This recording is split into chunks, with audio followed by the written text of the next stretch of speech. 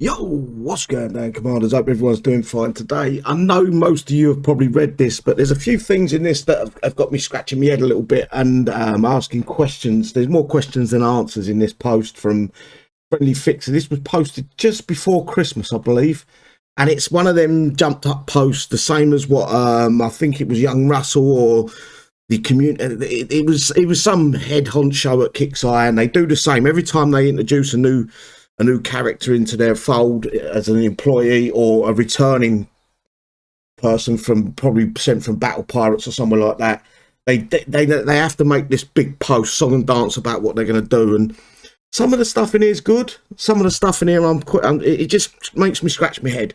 Anyway, so let's move forward. I'll read through it and I'll stop as I feel like I need to put my little 2 cents in. Anyway, so this is from Friendly Fixer. Greetings, Commander. Friendly Fixer here. Well, I've been busy elsewhere at Kixeye. I think he was at Battle Pirates, or he might have been on Rogue Assault, somewhere like that. Elsewhere for Kixeye for the last couple of years. I'm excited to return as executive producer of War Commander. I nearly couldn't say that. And have some things to share with you. I'll touch on the state of the industry, War Commander, and our recent past, as well as some of the suggestions that have been made through the forum on Discord. I'll cover a bit about some of the upcoming changes we are making to the game and wrap up with a note on cheats and exploits. As always, thank you for your attention. I don't know why he waffles on about the industry. It doesn't matter. This is a game that's Facebook based. It's a flash game. Well, not a flash, but you know what I mean. It's a web page game. So they're talking like they're part of the industry. They're not truly. They're just they're a freemium game. Anyway, the games industry has never been a monolithic thing that you can describe in one pithy. I'm probably saying that right, pithy sentence. That said, there have been some common difficulties that have affected both studios and players. It's become enormously challenging across the industry, yet we're still here. Advertising has become more expensive, changing how the game companies can acquire new players. Inflation has risen, and jobs have become less secure. Yet we're still here. New games have come and gone, and yet we're still here. Advertising isn't that expensive. They've got a YouTube page that they could actually post any advertising on there for pretty much free. They've got the Facebook page that has got the same. Obviously, they haven't got the followers as it says, but if they start advertising on there and don't do a stupid advertise, then what that war buggy advertisement was a joke, because that unit was a joke. It would be better suited to I would have advertised the newest unit, the Missionary and the Eve. They were a better unit to advertise and to get the players pumped. But they got their goals and their ways of doing things. Anyway, why is War Commander still here? Because of all of us, basically. Your dedication to this game has kept us alive for over 12 years. And that's no small feat. Some of you play it for the strategy, some of you for the ability to dominate, and some still for the story. I'd put your hand up if you play it for the story, guys, because I know I fucking don't. Where am I? I've just lost where I was. Story. Regardless of why you play, you are the reason this game exists, and we look forward to continuing to create more content for you in the years to come. Hopefully it does. I'm not here. I don't want the game to disappear. This is what everyone gets me confused with. I love the game. It probably, early in when I started playing this game, it probably saved my life at one point where I was going down a dark path, and I found this game and I stopped going out so much. I stopped partying. I stopped drinking as heavy as I was. And over the years, I've calmed down on the drinking a hell of a lot. If you knew me at the beginning of this game, I was a mess. Well, at the beginning of me playing this game, sorry. Anyway, of course, that hasn't been all sunshines and rainbows over the years. When we create new units, new events, and change existing systems, we don't always hit the mark. I would say 90% of the time you haven't hit the mark over the last year, 6 months, 8 months, something like that. You haven't hit the mark very often. Very often you come up short, and it's the problem with the nerfing of units, and you tell us that you don't nerf the units, blah, blah, blah. We all know you do. Don't lie. We have made changes throughout Changes we thought would be for the best of the game that didn't always work as intended. I'm looking at the stat compression. Yeah, that was a bit of a shit show last time. Still, with the best intentions to strive, correct these mistakes, even if sometimes we can be challenging to find a solution everyone likes. And that I agree with him there. It is a hard, because some players like the changes, some players don't. It is a 50-50 split. It's like voting for your fucking political party. It's a 50-50 split normally down the middle. Anyway, part of this challenge is not that everyone wants the same thing. So we introduced the Discord feedback portal where players can discuss, vote on items that are important to them, such as these that are currently under consideration for our 2025 roadmap. And this is where it becomes a little bit interesting. Updates to the recon satellite. I don't know what they're going to do. Probably add some more advanced scouts. Really don't know with that. Expand base sizes. So they're going to make our bases, and I would have guessed the PvE bases, a lot bigger. Saving base layouts. That's something we've asked for the past probably 10 years. More variety in base objectives. That will be interesting as well. There's good stuff here. It's whether he follows through is my biggest fucking question. So we do. I prefer bases that have got a variety. So, for instance, they're getting rid of holdout, but they need to make sure that some of the events have got an holdout-esque part of the event. So if they're getting rid of holdout, make it so one of the bases, two of the bases in the main event, or some of the others, all the events in fact, where you have to defend rather than attack a base. That would be interesting. Not defend our base, I mean like the same as holdout. Anyway, PvP revenge hits. I can see this being a problem, and I'm going to explain why. I think kixeye are only going to give us so many revenge hits per week or per month, whatever. And any more that we want, they're going to ask us to coin for them. They're going to ask for money. And that, in my opinion, ain't going to be that fair. Anyway, new defensive mines. Oh, they're going to change the mines. I thought they couldn't. New defensive mines, status effects, it's set. I think they're going to put another building in the game and introduce it like they did with the air mines. Because they told us years ago that they lost the code, or they lost the guys' notes on the coding for the mine fields. That'd probably be another building. I'd be surprised if they changed the actual mines itself. That'd be another building, and it'd be an air mine 2.0, which was fucking junk. I still ain't built that building. Anyway, but that's not all. There are larger changes coming to War Commander that we're excited about. A common complaint is that it can be difficult to keep up with all the units released in the month. We hear you, and we'll be reducing the number. How are they going to reduce the number? The only way they're going to reduce the number is because they've got 4 events a month. That means four new units per month. The only way I can see they're going to reduce that number is if they incorporate some of the older units and bring them back. So instead of releasing a new unit, the old unit's going to get buffed. Probably 20 more levels on it, whatever it turns out to be. And that will reduce the inflow of newer units. And to be fair, let's be fair about this. No new unit is new to the game. It's only a copy of a previous unit at this point. They haven't got no real good ideas about what we want or anything that they can bring into the game that we go wow to.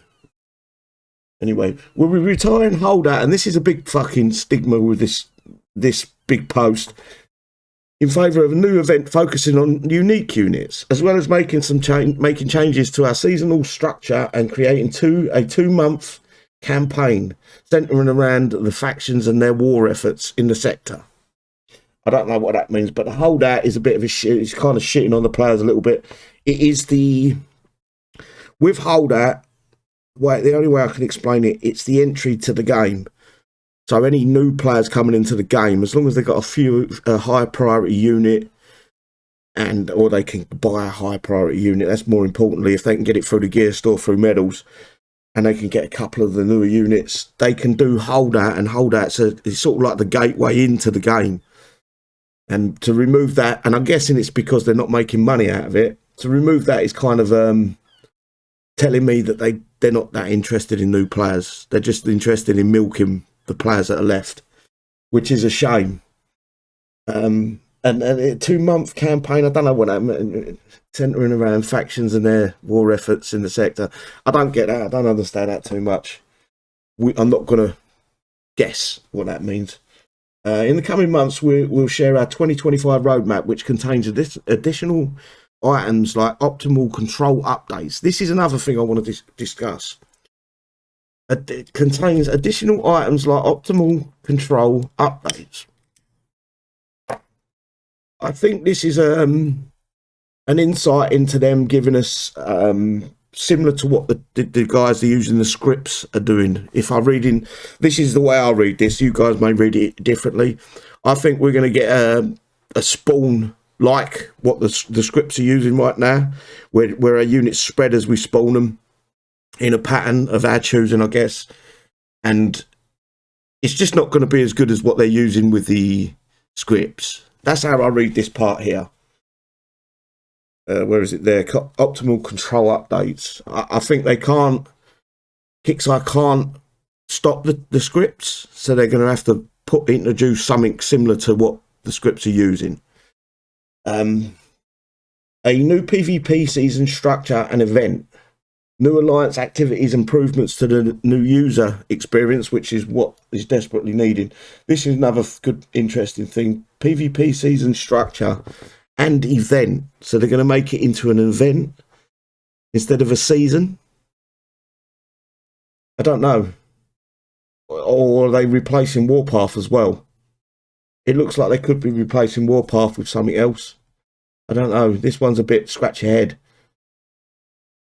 He really doesn't give you much information. He just says something that piques the interest, and then you're sort of guessing him or second guessing what he's trying to explain.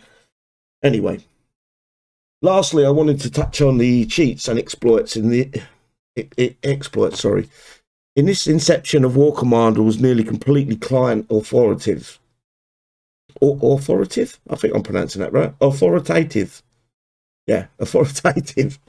That meant the game client in the browser was in charge of almost everything, saving the game was done by the client, packaging up the data and sending it to the server as is.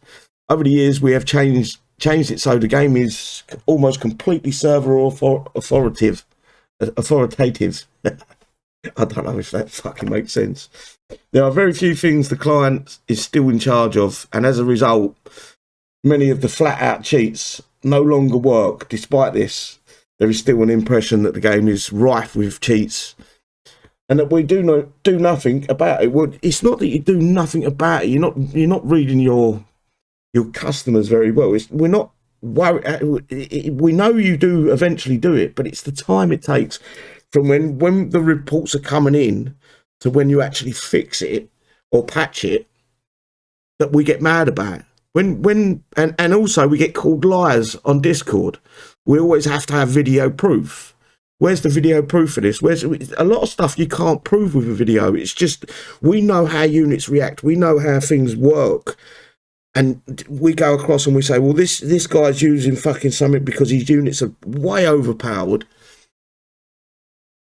No gold boost on or whatever, and he's got no boost running, but his units won't die. Or whatever the reason is. And we get fucking slaughtered on the fucking Discord for it. That's why you've got an angry fucking player base, is because of the time it takes for you to fucking go, right, we've got a problem here, to the point of you fixing the problem is you look at the scripts over a year, pushing 2 years, I want to say, and you still haven't done nothing about it. That's the problem. Is the not that you don't do nothing, it's that you take too long in fucking doing something. Anyway, where was I? There are very few things the client is still in charge of, and as a result, many of the flat-out cheats no longer work. Bullshit. Despite this, there is still an impression that the game is rife with cheats and that we do nothing about it. I like to assert the strongest sense that is simply not true. We care very much about the integrity of the game and trying to close the exploits and loopholes that we find. It just takes you fucking 2 years to do it. A part of the problem is that we have a policy of not talking about cheats and exploits. This exists at least partly to protect the players, as we have found that almost all cheat tools contain malicious component, and the amount of people with stolen accounts almost completely matches this number. They've read this wrong as well. I'm afraid to say a lot of the players that they banned recently, it's not because their account's been hacked and taken over by the use of cheats. It's because the original players have had enough of the game, they've quit, and then someone talked them into piloting their accounts. That's what we mean by pilot. Someone else that ain't the original owner of the account is now piloting it. And then all of a sudden, once that player's not playing for so many years, you'll see a decrease in the coin spent, because obviously he's not playing the game anymore. He's almost forgot about it. And the pilot is then left to run rife and do what he wants with that account. You're not matching, you're not mirroring, because it's not, the IP addresses isn't matching the original account owner. That don't make no sense, and it is bullshit in my opinion. Unfortunately, this also prevented us from talking about when we close exploits and remove cheats, as well as championing those who help keep the game fair. That's something that's going to change, and that will discuss in the new year. Well, it's the new year now. We're now 13 days into the new year, and we've had no discussion. You've been back at work 2 weeks at least. And then he closes. Thank you truly for supporting and continuing to play War Commander. We're excited for all the new things coming in 2025, and I think you will be too. I don't think we will. I think you're going to put in another event, closing Holdout, which is a good event for new players, returning players, and bringing it to the point where it's kind of the same as Skirmish, Sector Breach, that kind of event, where the payout, if you can't do the top tier, the payout's so shit that you just give up eventually. The only way to play them events is be able to do the top tier bases and follow through. You're talking shit about the players that have used cheats that have been hacked. It's not hacked, it's called pilots. And what happens is the pilots take control of the account, and then they share it amongst their friends. Everyone wants to have a go on these big name players. They want to say, yeah, I played on that account, basically. So the pilot kind of shits on the main guy, but it isn't. They ain't being exploited. I am interested in some of the base saviors, the basic footprints being bigger. That's good. There's a lot of good, but there's a lot of bullshit mixed in with this. I think we're going to see something akin to these scripts on our end, where everyone can use them, but they're not going to be nowhere near as good as what the scripts are right now. I don't think Kixeye can close them. They would have done it by now if they could. It's been 2 years. I just don't think they understand how they work properly, because they don't play their own game. That's the problem. It's a lot of bullshit. There's a lot of pandering to some of the stuff that he's given us is good, but other than that, it is what it is, guys. I thought I'd put this out there. I thought I'd go through it. I know I can't read properly, but it is what it is. Give me your 2 cents, guys, because I am interested in what all you guys think. Unlike Kixeye, if you think if I'm talking shit, tell me I'm talking shit, and I can take it on the chin. But I think I'll bring up some good points. Take care, everyone. Bye bye.